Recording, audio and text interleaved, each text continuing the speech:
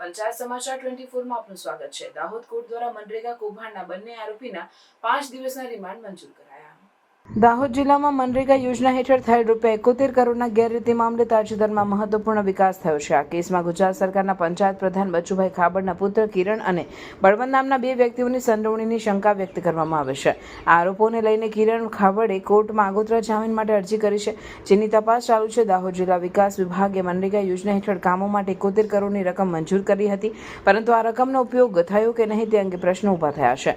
આ મામલે સ્થાનિક પોલીસ અને DRDએ તપાસ શરૂ કરી છે। આ કેસમાં રાજકીય વ્યક્તિની સંડોવણીની શંકા હોવાથી યોગ્ય તપાસ માટે સરકારમાંથી રાજીનામું આપવાની માંગ કરવામાં આવી છે।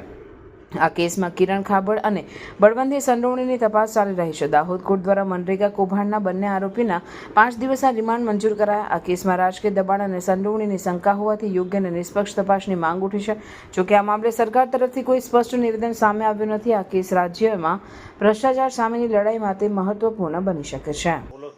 મનરેગાની યોજનામાં ગેરરીતિ સબબ DRDA નિયામક શ્રી દ્વારા 24 એપ્રિલના રોજ FIR દર્જ કરાવી હતી।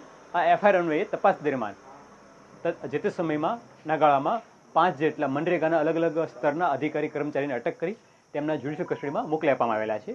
અને આજે તપાસ દરમિયાન બળવંત ખાબડ કે જેઓ રાજકૃષ્ણ પેપરોના ઓનર છે, કે જેમણે પોતે અધિકૃત ના હોવા છતાં માલ સપ્લાય કરવા બાબતે અથવા અધૂરો માલ સપ્લાય બાબતે નો રોલ જણાઈ આવતા તેમને અટક કરવામાં આવેલા છે। અને દર્શન પટેલ કે જેઓ તત્કાલીન TDO હતા તેમને પણ ફરજમાં નેગ્લિજન્સી અને ગુનાહિત કૃત્ય માટે અટક કરવામાં આવ્યા છે। અને બંનેના રિમાન્ડની માંગણી કરતા દિન 5ના રિમાન્ડ મંજૂર થયા છે અને હાલમાં તપાસ ચાલુ છે।